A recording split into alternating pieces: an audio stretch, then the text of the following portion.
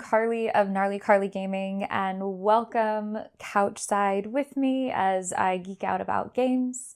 Today, I'm going to be continuing a series that I put on pause for a while called my highly emotional top 10 games. This was basically born of a lot of people asking me to list my top 10 games full stop, and I kept having conversations about how hard it was for me to do so because what games really sing to someone is so personal. And a lot of the games that end up at the top of my list were the games that found me and really captivated me at critical points in my life, or that connected me to people that I really loved in my community or friends or family. And so the games that are the most special to me are great games. And so it's not a recommendation list, but it's not just a here's the catch-all of games I think you should buy, but things that are deeply significant to me that I also think are incredible games. And so I'm going to continue that series today.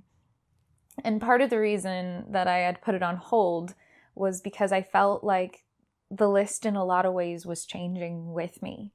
The past 3 years of basically doing this have exposed me to waves upon waves of new games. And where certain games sit in my life and my story and how I view things now and the people that I'm with now, the things that are the richest experiences to me, have changed a lot.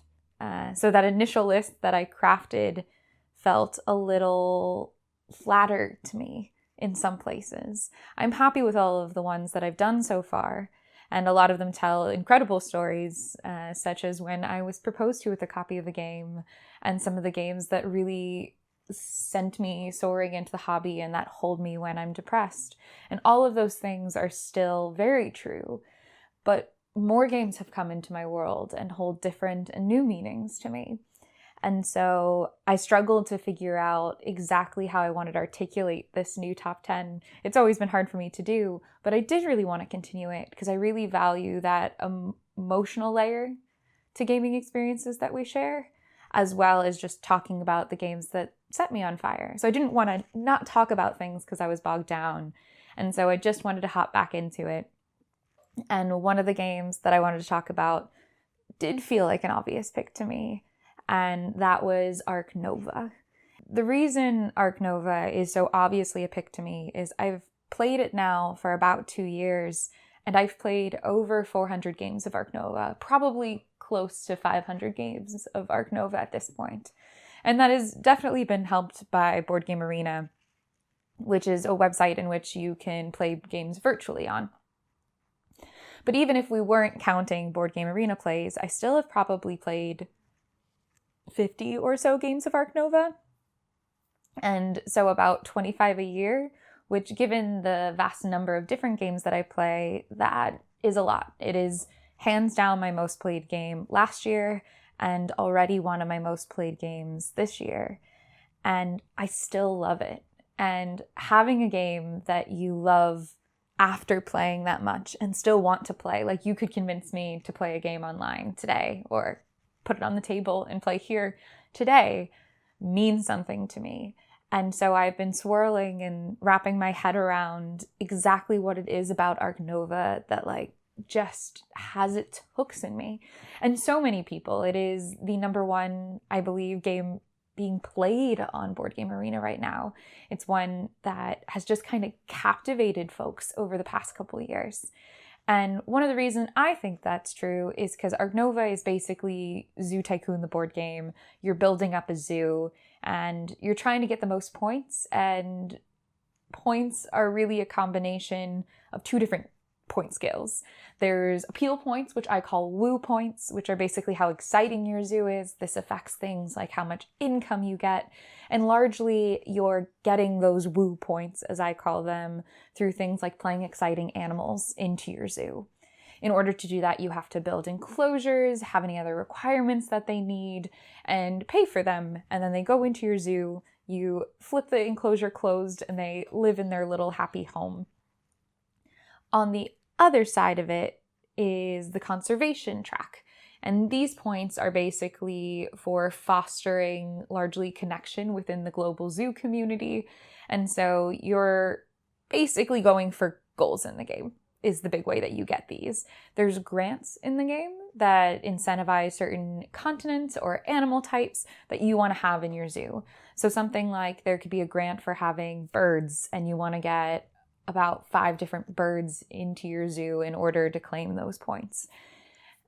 That is a little bit of a race, so you have a little bit of set collection, but really it's the buildup of this game that I love so much and the story that it tells to me. I get really excited by the cards that I have, the animals that I draw that I want to play. So I'll spend many a turns to build up to play them.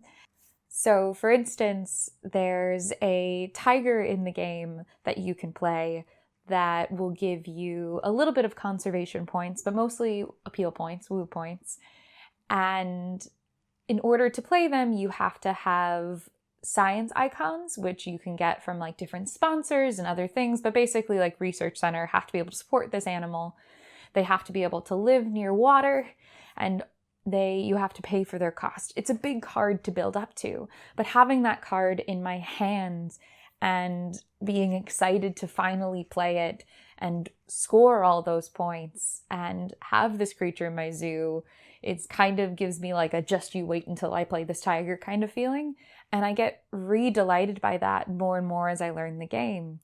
I thought at some point this game would get stale, but at this point I think I could tell you what almost every card says. I know what the animals are. I know how many points they give you. It's not a perfect memorization, but I know this game like really well, and it's still not stale for me. I really enjoy trying to solve the puzzle of how to get those grants and get them efficiently. I like seeing how cards can interact and build like a little engine of sorts, whether that's I have a lot of predators and they start to have this pack ability, which means I get points for all the other predators that I've already played. So building up a way to kind of grow exponentially in points. There's just so much to this game that delights me. And really, when you boil down the game, every turn you're taking one of 5 actions. You're either spending money to build new enclosures, spending money to play animals into your zoo, which is just making sure you have their requirements, their enclosures that they need and where they need them, and putting them into your zoo, getting any of their icons or bonuses or actions that they provide, which are also thematic and awesome. And then otherwise, the 3 other actions are pretty much playing sponsors, which gives you special abilities, special discounts, all of those things that can basically make your zoo yours and uniquely yours. And then you also have the action that's association. And this is kind of a catch-all for all of those global zoo partnership activities you can do.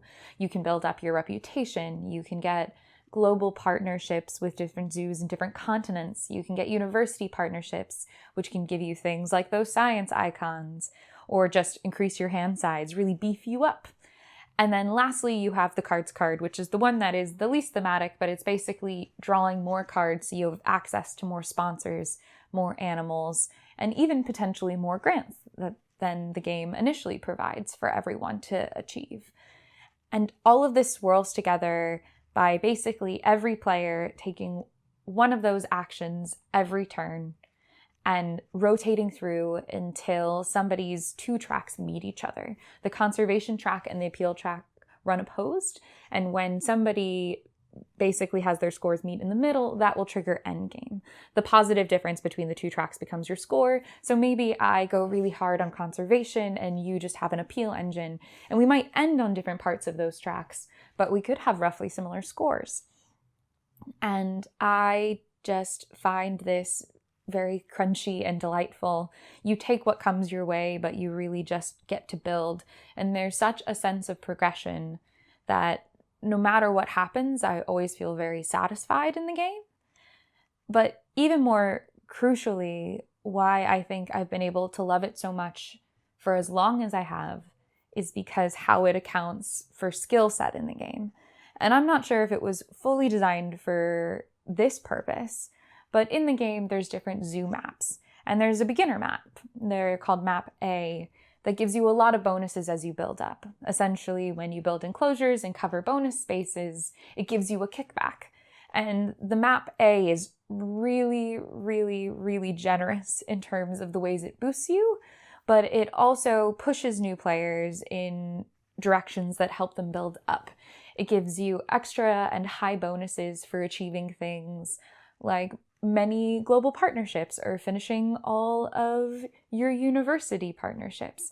If you fill up these tracks, things that advanced players will know intuitively will be in their best interest, but that new players can then see these little boosts as momentum and a drive to go towards. It really is a map that guides you and helps you learn the game, as a beginner map should be. But why I really love it as an experienced player is that I can play on some of the advanced maps that are way less generous in bonuses against a new player. And I typically find when they're well taught, which I try my best to do, that it ends up being a pretty balanced match. They're getting a lot more for the things they're doing. They're building up quicker than I'll ever be able to on a base map. So we feel this sense of toe-to-toe when I'm playing optimally and I kind of have a sense of what's happening. They have something that's a little more forgiving, a little bit more hand-holding. And we get to have this fiercely competitive experience even though we're at different skill sets. And I think I've complained about this mostly in the arena of deck builders, because things like Dominion, which is a classic deck builder, to me, I always struggled with, because once I knew the game, or if someone knew the game better than me, it almost felt like a given who would win. And I'm not saying I don't often beat new players at Ark Nova, but that sense of competitiveness means a lot to me in how well a game can endure in my collection. Because I know this game really well, and there's some games when I know them really well, I can't reasonably teach them to new players and have it be fun. But with this one, I can. And so I've been able to play it 400 times. I've been able to share it with my mom and some of my closest friends. And every time I feel like I've been able to enjoy the game and play the game fully while still teaching and bringing it into the fold.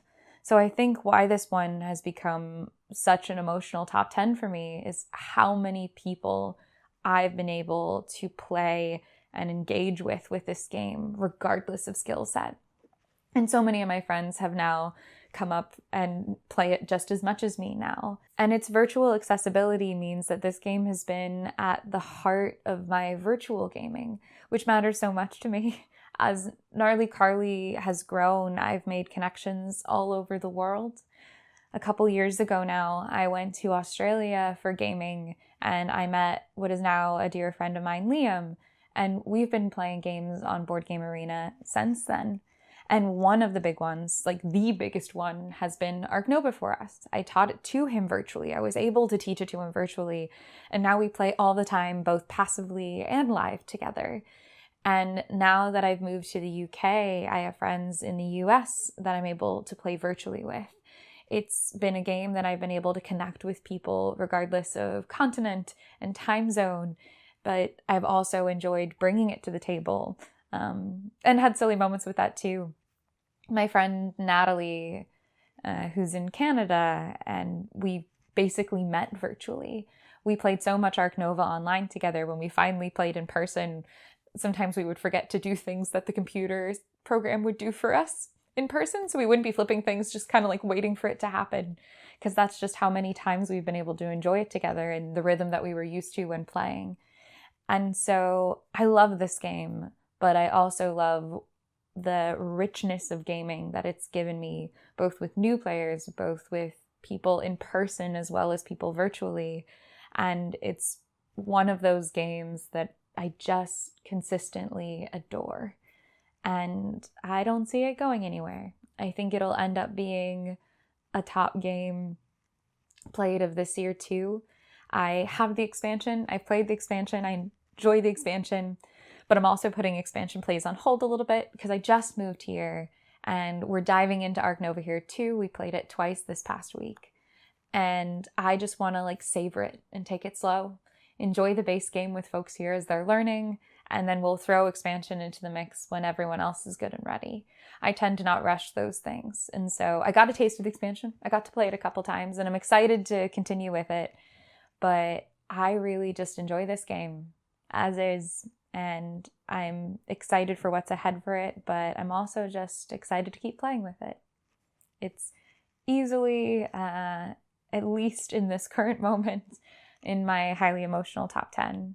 And I wanted to talk a little bit about it because it's not new. It's not the hotness, but it's worth glowing about.